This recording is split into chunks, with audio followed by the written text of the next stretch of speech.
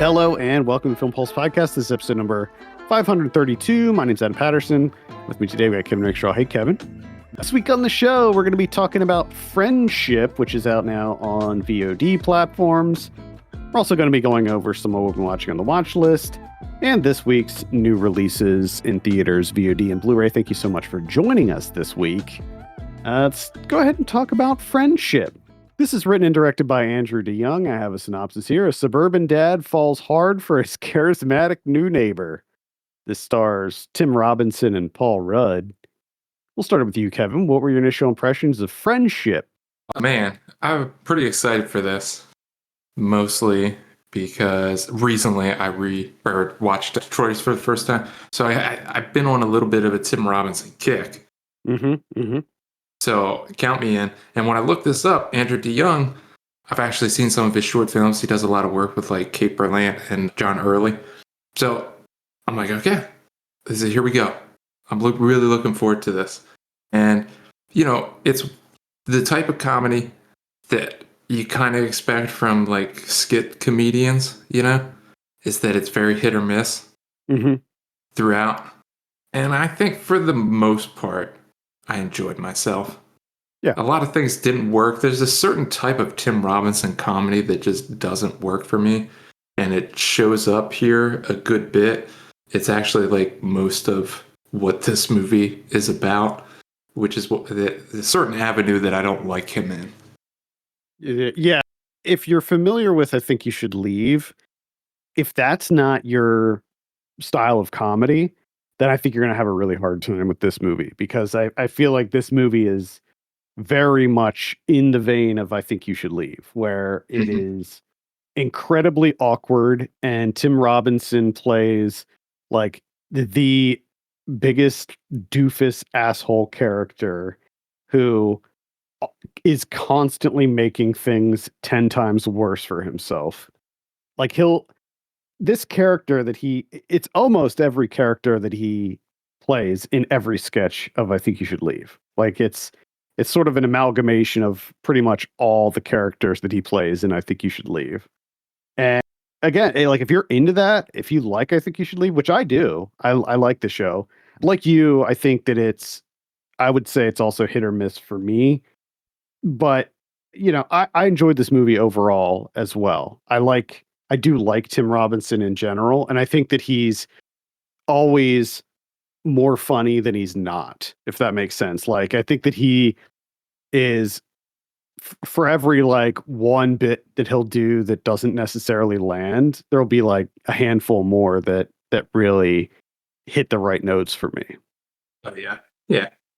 And then, of course, you have Paul Rudd in here, who is, you know, Paul Rudd's a really funny guy. He plays sort of the straight man in this movie, though. He's not really on in this movie, which is a bit disappointing. Like, I know that you got to have somebody to bounce the insanity of Tim Robinson off of. I think in that regard, it does work, but I also feel like maybe Paul Rudd is a little bit underutilized here. Yeah, it's a bit disappointing because like early on when they meet each other and start hanging out, it's like, okay, this is great. This is what I signed up for. I'm excited. Understandably, you know, it's the whole movie. The crux of the whole movie is that Paul Rudd doesn't want to be friends with him anymore. But man, do you really lose Paul Rudd in this? Like he just disappears for long stretches of time. Yeah, and that's kind of the weird thing, is that like, so what happens here, and I'm not going to get into any kind of like major spoilers or anything, but after their friendship dissolves because of one very awkward evening, Paul Rudd disappears. And although the movie is about Tim Robinson becoming obsessed with being friends with Paul Rudd, it large portions of the movie are just like sort of the fallout and how the loss of this friendship absolutely destroys him and like every part of his being, and it causes his entire life to completely derail. But the other thing with that is that like I don't think they did a great job of particularly explaining that that's what was happening, like, or maybe like justifying that that's why this is happening, because his character is so kind of outrageous that I feel like he would just naturally do this stuff to himself anyway. Do you know what I mean? Like how his whole career like becomes in shambles, and I feel like just how he is would kind of naturally cause that to happen with or without Paul Rudd deciding he doesn't want to be friends with them anymore. And that's one of the things that I find difficult with anything like Tim Robinson shtick related is like you can't, like, all of this is preposterous because he always plays these types of characters, or he has a tendency to, that right from the outset it's just, it makes no sense because you're like, there's no way he has a job like this. There's no way he would have ruined it at some point. There's no way he can hold it together for that long to have his own office. There's no way he's in a relationship for this long.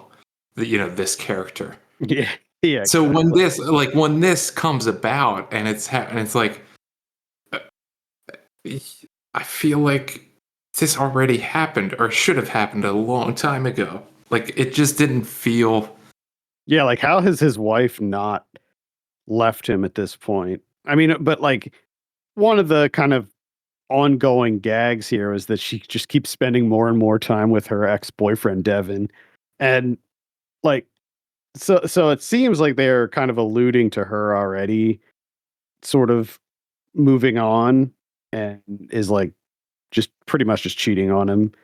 It's never Yeah. like flat out determined, but that's kind of just how it is. And like I don't know if we're ever supposed to feel bad for Tim Robinson's character. Like he's an inherently unlikable person, And but like just I do I there are parts of this movie where I do feel bad for him. But then like the thing about it is that, and this is again like what his characters often do, and I think you should leave, where he'll do something that like you makes you feel bad for him, and then he'll ruin that immediately by doing something else that's like just horrible or really stupid. yeah. And I think that's my main gripe with when he's the Tim Robinson shtick, like in that lane, in that avenue, that I have a difficult time with because like his comedy just does not work for me when he's like this aggressive person, which most of this movie is, where it's like you're just not likable. So like much of this movie, like I'm not really rooting for you. I'm just kind of like hanging out, and hopefully there's some good comedy now and again, which there is. Don't get me wrong, but I like more so when he's in the avenue of like nice guy that's Hmm. kind of like dim-witted but like Yeah. super joyful and happy. Like that style of comedy is like when he does that style, that to me is hilarious. Like he's fantastic at when he does the aggressive, just like yelling stuff. It's like, okay, like this has been done. It's like knock off Adam I Sandler. was just gonna say, it's like Like, it's just like an Adam Sandler shtick, yeah, really. Yeah, I agree. Like I like looking back, and I think you should leave. I think some of the best and most well-known sketches are the ones that he is that other kind of character, not the like loudmouth, obnoxious character. Like the one where he dresses up in the old man makeup or the costume, and is in the mall, and like like that to me that is still probably the funniest the sketch on that show, that just the I don't want to be here anymore like that. I mean, it's so funny. And I think that like you said, this is a funny movie. I don't want to make it out to be that I didn't like this movie. I think that there's a lot to sort of grab onto with this movie. There are a few scenes that I think are hilarious. oh yeah, There was a good. scene that had me like laughing harder than I think I've laughed in quite a while, and it was just it's a dumb scene that it was the drug trip scene, Yes, yes, which is funny because I hate drug trip scenes in movies. It's a trope that I typically despise. And I will say the drug trip scene in this movie is, I think, the best drug trip scene I've ever seen in my entire life.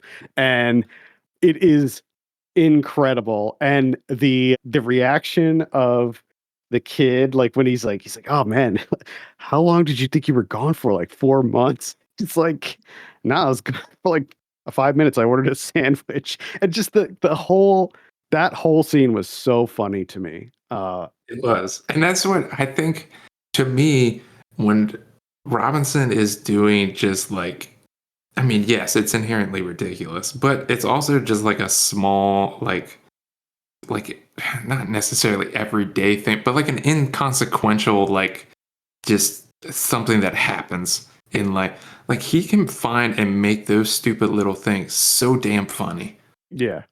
that just wish that he would focus on that stuff. Like even just when he's at the mall and he's trying to, because he doesn't know what to say with his to his kid after the failed outing.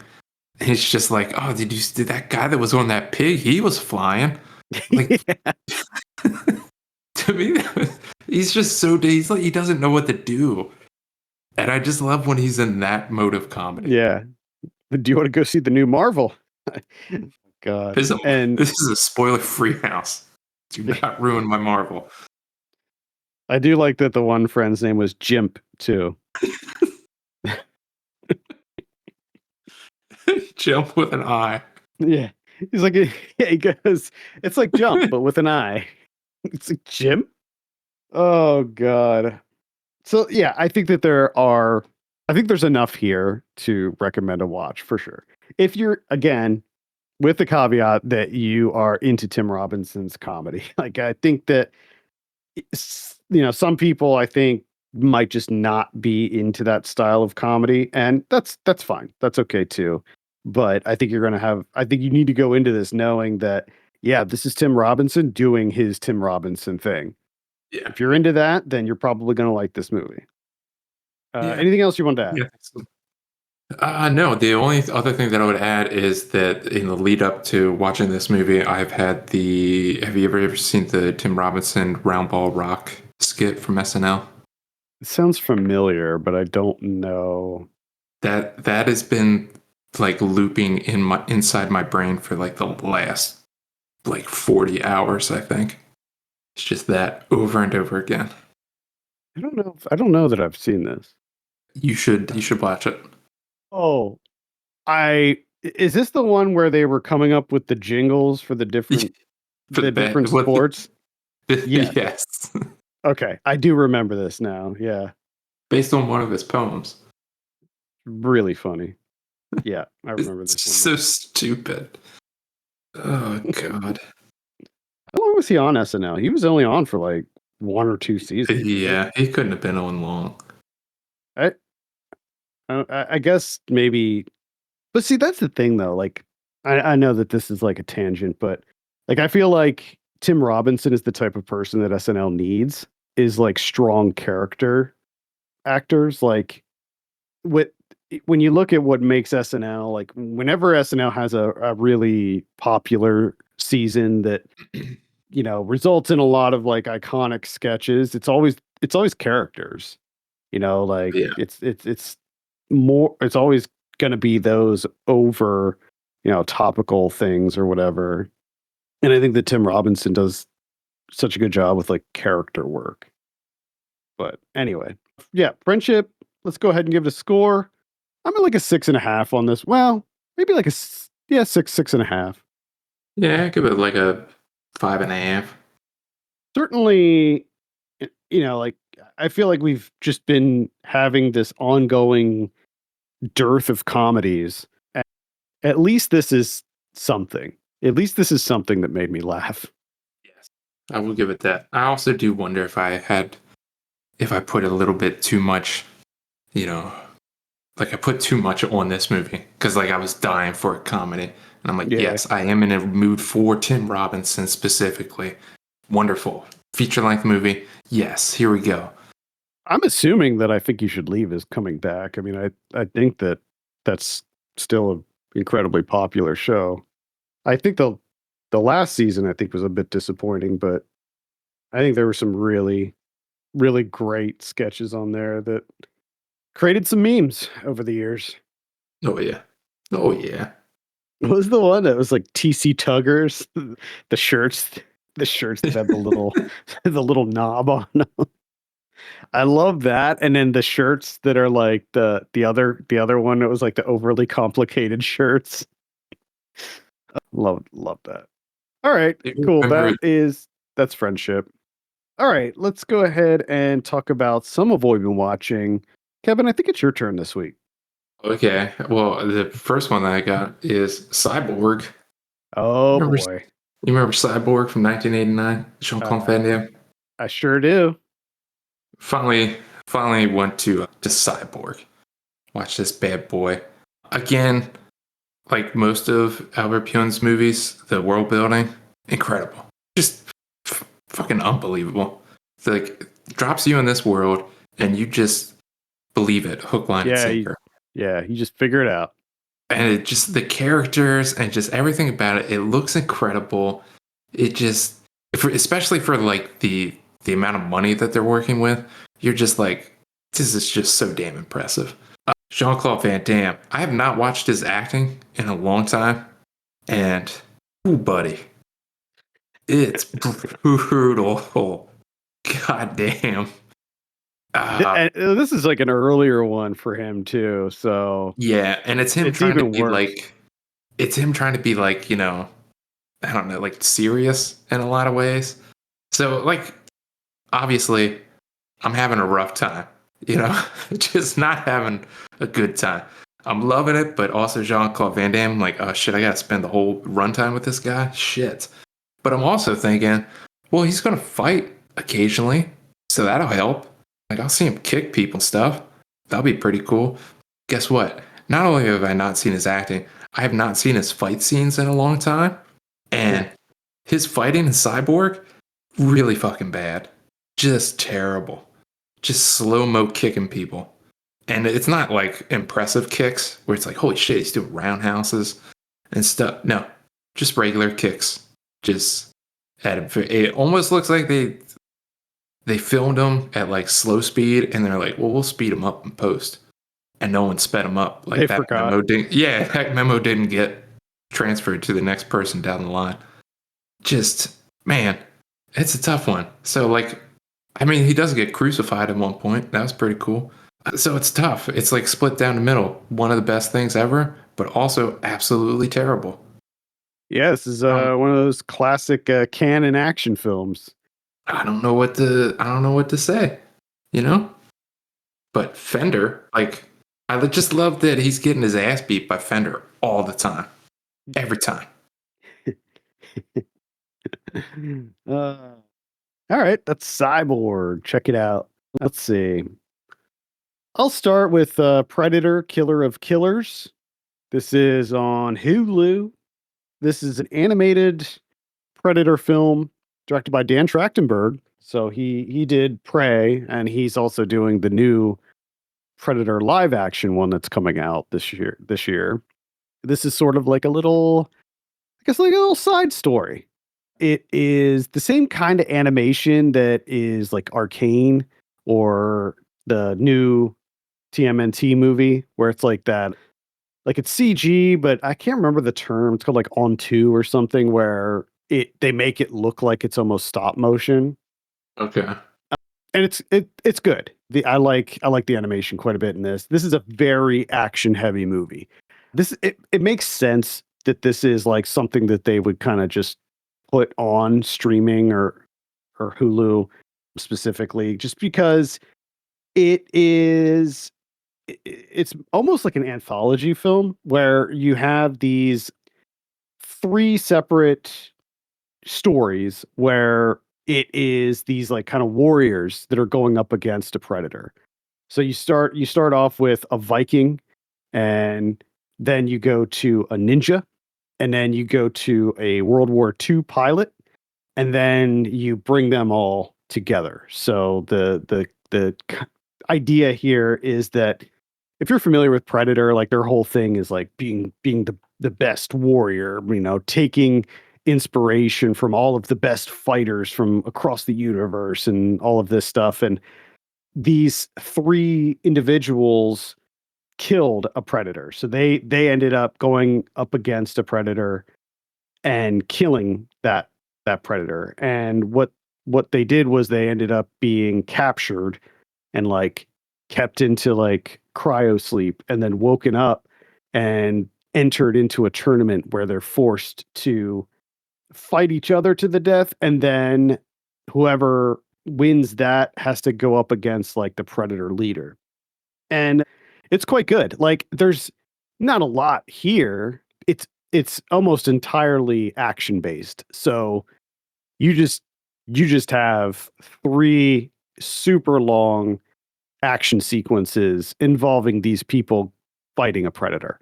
And in this format, it works because the action scenes are really good. Like really, really good. Like the animation, like the fight choreography, and even like the plane. Like so in the World War II one, the person he's it's an air battle. So he's going up against a predator who's in like one of their spaceships. So that kind of adds a different dynamic to it as well. There's a fun little twist at the end of it too that kind of ties everything into the this kind of universe.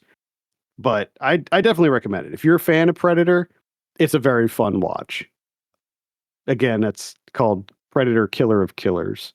Not a great title. No, you could come up with something better there. I watched Dario Argento's Phenomena, 1985. Oh boy. Finally got around to this bad boy, right? And I remember you talking about this movie, and it's been on my list for ages. Also, me and my wife had talked about watching this movie on a Friday night for like the last, I don't know, 8 months. Just never picked it. This time we made it happen this Friday. Phenomena happening, no matter what. And I gotta say, like, pretty early on, this is absolutely ludicrous. Just a downright dumbass movie, right? You have Jennifer Connelly she's sent off to boarding school. She's the daughter of a famous filmmaker or whatever, and she's kind of learning that maybe she can talk to insects. Okay, Yep. that's ridiculous. And you're like, okay, put that in my back pocket because like nothing really happens. She's just like, maybe she can, and you're like, okay, I guess we'll find out more about that. And then Daniel Pleasance shows up, or Donald Pleasance, yeah, Daniel. He shows up. He has a monkey butler. Has the same name as my dog. So that was a fun viewing experience. Every time Mhm. he'd say Inga, my dog would pop up and be like, what? What's going on? Wait, you said my name? Yeah. What's that? Huh? So I don't know what the hell's going on there. Like, why is there a monkey butler? Why is he in a wheelchair? What is happening? How does this tie into a guy or someone going around killing people? I just don't quite understand everything. I mean, obviously, I got to be patient because the movie will probably explain it to me. But I'm also just kind of like, it's a little bit dull. Like, there's not a whole lot happening. I don't understand how the insect thing is going to become relevant because it really only looks like she can just have flies show up, which doesn't seem that helpful. Mm. But let's just say the last, I don't know, 10 to 15 minutes of this movie is insane. I don't know if I've ever experienced so many absolutely batshit insane things happening in quick succession. And each one that happens, you're like, oh, the movie's over. That's a wild way to end it. And as you're saying that sentence, something else crazier happens. And it's just like that for 10 minutes. It's insane. Yeah. Yeah. This movie is absolutely bonkers. It's one of my favorite Argentos. I had the opportunity to see this in a theater. Oh my There was like God. a Giallo thing happening at one of the repertory theaters when I lived in New York, and I had a chance to see this, and it was the first time. So like I went into it almost completely cold. All I knew was that it was Argento, Jennifer Connelly was in it, and there was something about insects where she could like talk to insects. That's all I knew. So Yeah. and like that score, man, that Goblin score with the Oh, like it's so good. the heavy metal. Oh my god, Yeah. It's insane. so good. And it's just like, because I've read that People love it. It's one of his best. And up until that point, I'm just kind of like, man, really? People think this is one of Argento's best? Like, god damn, something better happened. And holy shit, a lot of things happened. Yeah, it's So kind of wild. almost too many things. But Yeah, yeah, wow. I think if you're a fan of Argento, you gotta see this one. You gotta see it. Yeah, 100%. With yeah. All right, yeah, that's Phenomenon. I saw Dead Mail, which came out earlier this year. It's on Shudder. It's directed by Joe DeBoer and Kyle McConaughey. This is a very kind of low-ish budget indie horror that takes place in the 1980s, and it's about a I feel like that this might have been shot on 16, but I'm not, don't quote me on that. It looks like it was shot on 16.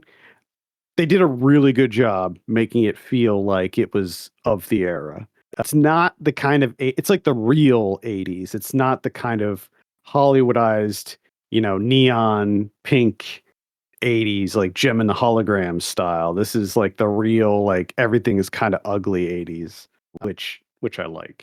What you have here is sort of a kidnap story where a man gets kidnapped and he is able to write a note that sort of describes where he is, and he's able to get to the mailbox and throw the note into the mailbox before his captor finds it, like pulls him back in. And there's these postal inspectors that find the note and have to figure out like where this, because he doesn't have the exact address, he just sort of has like the area.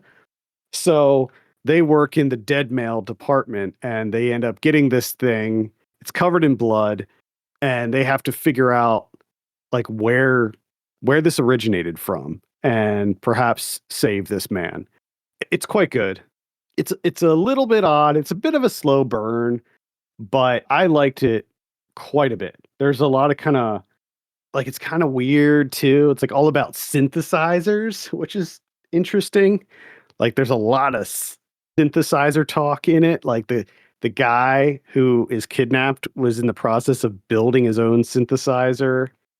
So there's like this kind of whole like music element to it. But I definitely recommend it. Again, it's on Shudder, and I think that you can also rent it on VOD platforms as well. Again, it's called Dead Mail. I I don't think really you'd have like. anything. I think you'd like it. Yeah, no, it does sound pretty good. I don't really have much else. I just did a lot of rewatches like Terminator and Classic. RoboCop, Oh, RoboCop, and Sleepaway Camp. All oh great, man, all yeah, fantastic. So all absolute classics. Well, I can do a nice little segue from Sleepaway Camp into a movie I saw called Marshmallow, which came out this week. yeah. It's also a summer camp horror movie. Oh man, hopefully it's good. It's actually okay. It's All directed right. by Dan Del Del Purgatorio, and it is about a kid who just a bit shy. He is just a super introverted person, and his parents think that it'll be good for him to go to summer camp and sort of maybe help him get out of his shell, meet some friends, all of that stuff. But guess what? Turns out that there's something evil happening at this summer camp. Perhaps a slasher is afoot. So you you have what is sort of like your typical 80s summer camp slasher. It doesn't take place in the 80s. They make it look kind of older, but it's modern. Like it takes place today. And it goes to some pretty interesting places. Like I did not expect it to turn out the way it did. And I think it was decent. Like it was good for like kind of low-ish budget indie horror. Corbin Burnson is in here. He plays the kid's grandpa, and I'm a big fan of Corbin Burnson these days. I feel like recently he's been playing a lot of like dad and grandpa characters, and I feel like he's so good at playing those roles. So I give it maybe a very light recommend. Marshmallow is the name of it. Hmm. Okay. Yeah. The fine. Let's see. The final one I'll mention. I'll do two really quickly. I'll rapid fire them. The first is called The Amateur. This is directed by James Hawkes, and it's with Rami Malek and Lawrence Fishburne is in there. This is a kind of action thriller, little espionage thriller. Rami Malek plays this CIA agent who specializes in decoding and encryption. So he's like a decoder guy. He sits behind a desk. He's a computer nerd, and there is a terrorist attack that happens that kills his wife. And he is like, okay, well, the CIA doesn't seem to be doing anything to capture my wife's killer, so I'm gonna go ahead and take charge and use my use my decoder skills to catch these killers and kill them myself. It's all about revenge. It's like it starts off okay, but the leaps in logic and plot conveniences of this movie are absolutely ridiculous. Like this m- this movie takes place in a world where if you're in the CIA, you can literally do anything involving technology. You can instantly hack any phone. You can put GPS on somebody just by like looking at them. You can track anyone down within like 2 minutes. Like it's just so ridiculous. And I know that like I tend to be harsher on the use of technology in movies, but it, it's egregious in this movie to the point where it's just laughable at times. So that's the main thing that really took me out of it. I can't really recommend it. It's on VOD right now if you want to check it out, but yeah, I don't recommend it. A final one that I'll mention is called Borderline. This is directed by Jimmy Warden. This is a dark comedy, comedic thriller. It's with Samara Weaving and Ray Nicholson, and Jimmy Fails is in this. Uh, Nice. yeah, takes place in the 90s, and it is so Samara Weaving plays this like famous pop singer, and she is targeted by this crazed stalker who has some serious mental illness issues. Jimmy Fails plays who a character who is essentially Dennis Rodman. He plays a basketball player with like dyed hair, and at one point he's like wearing a wedding dress, and so and, like it's very clearly a Dennis Rodman, homage. And I really wanted to like this movie because I think that there are a lot of elements to it that are intriguing and do work. I like Samara Weaving's character a lot. If you're familiar with the type of work she's been doing recently, this is like the same sort of thing where she's like just this like badass who has no problem kicking everybody's ass. Like I love her in these roles and I hope she keeps doing them. It's very similar to how she was that one called Azriel and Ready or Not? Pretty much everything she's doing recently. So she was great. Ray Nicholson, who is the son of Jack Nicholson, I feel like has been on a bit of a tear lately too. And he absolutely crushed it.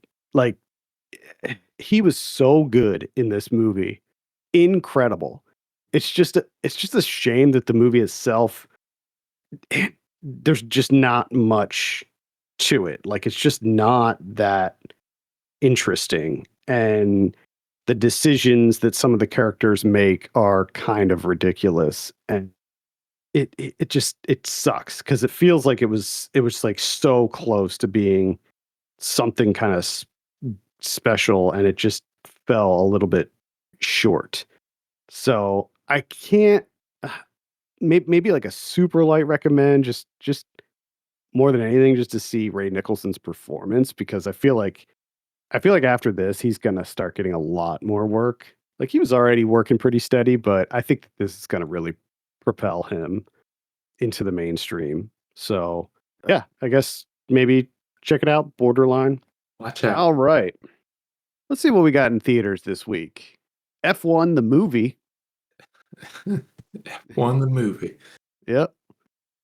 F1 the movie. I'll check this out. I don't really care to necessarily see it in the theater or anything. And just so you know, like now that I have a kid, going to the theater is a very expensive proposition. Mhm. Like it has to be something like if we don't already have like, a parent or family member visiting or whatever that could watch her, if we have to get a babysitter, in other words, that is a very expensive movie because you have to factor in the child care. Oh yeah. Yep. So it's like it's a whole thing. So the movie's got to be pretty important for me And to the, actually you go. and you don't think F1 clears that bar? No, I don't. Ah, I don't think F1 really. Although I mean, honestly, I think that F1 probably is a really cool theater experience. I'm imagining. I think this is the same guy that did Top Gun Maverick. no, yep. So I think you're right. so it'll probably be some really cool racing scenes in there, but Yeah, not enough to make me pay $100+ for the experience. that's a bummer. Yeah. We also have Megan 2.0 coming out. This is another one that I'll check out when it hits VOD. Like it looks like they went a lot bigger with Megan 2.0, which I think is kind of interesting. I actually liked the first Megan, and I was a bit surprised because when that came out, I was like, I'm just kind of done with the whole rogue, Android type of movie. Like we've just seen it so many times. But Megan was actually a lot of fun. So I'm kind of interested to see. It looks like they're kind of doubling down on the ridiculousness of the first one. So I'm kind of into seeing Megan 2.0. Looks less horror, more action, this Yeah. one. Okay. Those are the two big releases. In limited release, we have Pony Boy, The Sound, Hot Milk.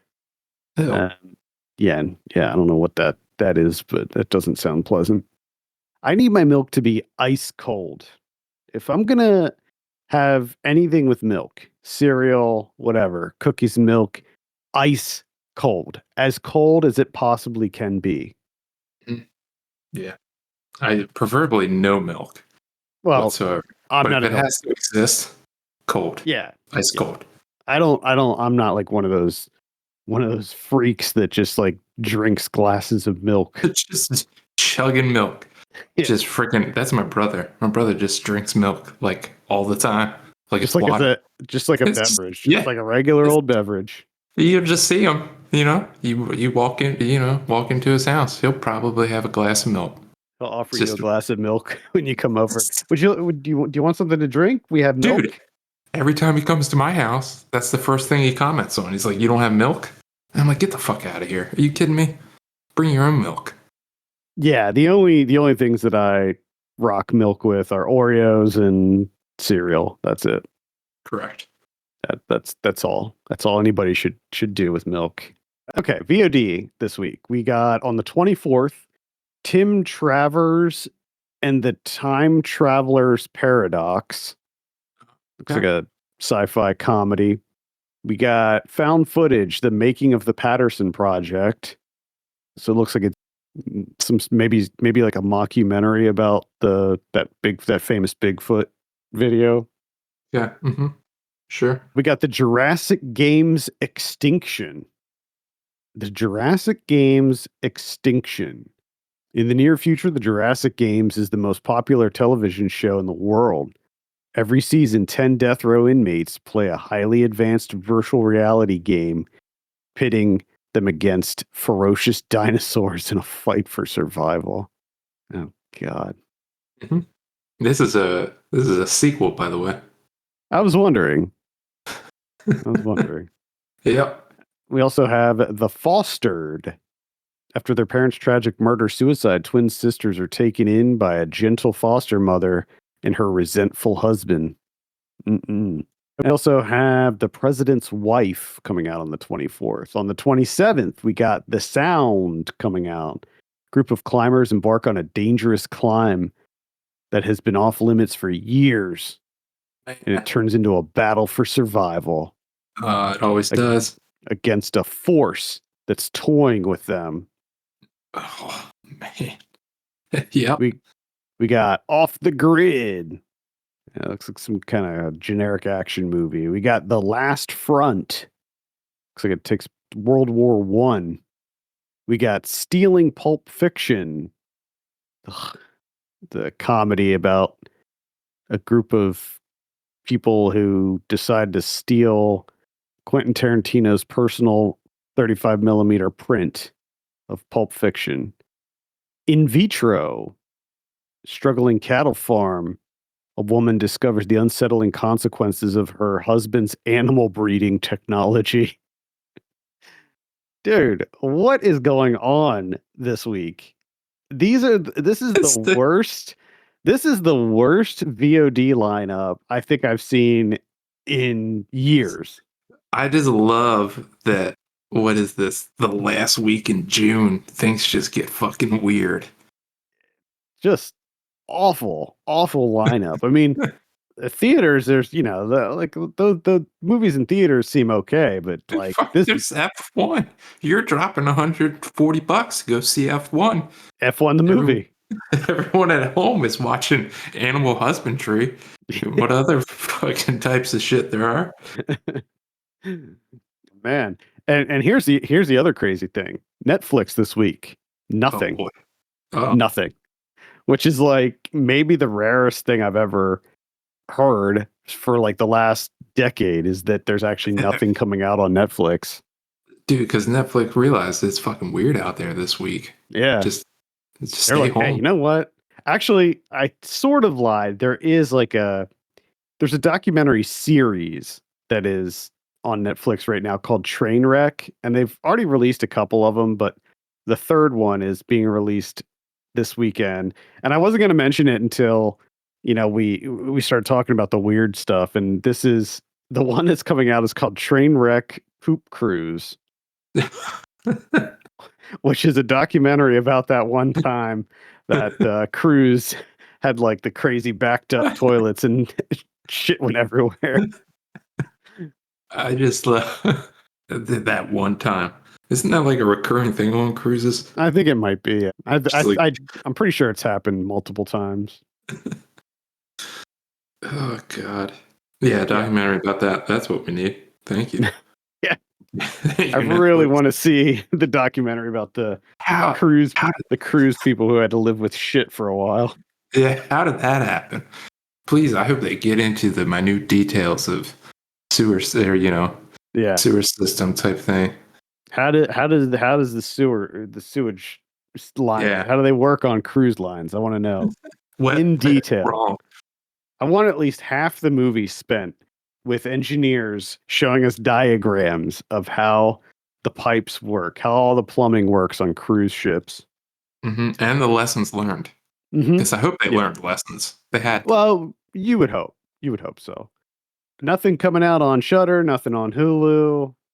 Just a barren wasteland of nothing this week. On Blu-ray, we got Dark City coming out in 4K. This is an Arrow release. Nice. Yeah. Got Sorcerer coming out in 4K. Man. Oh, yeah. About time that I rewatched that movie. Sorcerer is a movie that I like come back to. It doesn't feel like it would be a movie that would like be kind of a regular rotation type of movie, but it is for me. Like I could always rewatch Sorcerer. Big fan. Lethal Weapon is coming out in 4K. Bring It On in 4K. Road Trip. Remember Road Trip with Tom Green? In 4K? Yeah. Oh yeah. Road Trip in 4K. Sure. It's the way it's meant to be seen. I mean, yeah. You can't appreciate Road Trip until you see it in glorious 4K. I want to know who's the person that that does those transfers. It just seems like such a random thing, Can you like it's imagine just very random.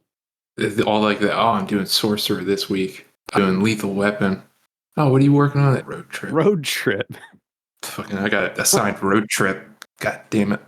To be clear, I liked Road Trip. And I have a feeling that if I went back and watched it now, like there would still be that kind of nostalgia there. I think you liked Road Trip too back in the day. Oh, I'm sure. I I just think wonder though, like if you're in that business of doing those transfers, like do you read into getting assigned road trip? Like is that like a warning like sign? your Like, oh, yeah, fuck. your coworker gets Sorcerer, you get Road Trip. Yeah. Like you start worried, do you start, gussying up your resume? Yeah. I would probably be concerned if that's how it Yeah. works. Yeah, I would be. Let's see. High Society from 1956. Mouse Hunt from 97. These are all 4K releases. Peacemaker from 97. The Monkey from earlier this year. St. Elmo's Fire from 1985. Splendor in the Grass from 1961. Sleeping Beauty. This is the 2011 live action one. Novocaine from earlier this year. The Minecraft movie. Blood Quantum. Yeah. Hell yeah. That's not 4K though. That's just Oh, regular. Yeah. That's kind of messed up. Let's see what else we got here. Long Legs in 4K. Destroy All Neighbors. We've got Palindromes in 4K. Todd Salons. What happened to him? yeah, what did happen to him? I don't know. I don't know. Satan Wants You from 2023. Uh, I Know What You Did Last Summer. That's the 97 one. EFIS is coming out. I didn't talk about that on the show, but I did catch up with EFIS and I was a big fan. It's yeah, definitely check that out. That's a good Yeah. one. Yeah. Definitely recommend checking out EFIS. If you're into like lo-fi indie comedies and baseball, EFIS is definitely one for you. Yeah, that's a good summer Sunday afternoon watch. Yeah. It's a good like lazy like late summer. Like late Mm-hmm. summer, Yep. lazy afternoon. Sure. Yep. Hang out, watch EFIS. Yep. Maybe take a nap after, even you were during, you know? 100%. You were gonna enjoy that nap. Oh yeah. Better believe it. What about Criterions this week? Oh, we got Sorcerer from 1977. Oh, I didn't know that was the Criterion. have you seen this Sorcerer? Yeah, I've heard of it. Yeah. Yeah. I should have known by the cool ass cover, but I didn't. Yeah. The little C in the top corner kind of blends in. Yeah, it's blending in there. I don't know if this is 4K or not, but it says 4K on Blu-ray.com. So there you go. Digipack. The Digipack. So Digipack. It's got the 4K and the Blu-ray. Oh my goodness, 3 discs. So yeah. Which is always kind of funny to me too. Like on their website, the 4K Blu-ray 3-disc pack, $39.96. The 2-disc Blu-ray, $31.96. Just for for an extra $8. Yeah, I don't know why you wouldn't at this point. Like, yeah, because even if you don't have a 4K TV, you still get the Blu-ray and the digital. So keep it in your back pocket. So if you do get a 4K TV down the road. Yeah, future-proof it a little bit. Come on, it's like $7 to future-proof. Get out of here. Kidding me? Jeez. All right, cool. I think that's going to do it for this week. Thank you so much for listening. You can send us your questions and topics to podcast@filmpulse.net. If you could, consider giving us a review on your platform of choice. For Kevin Rakestraw, my name's Adam Patterson. We'll see you next week.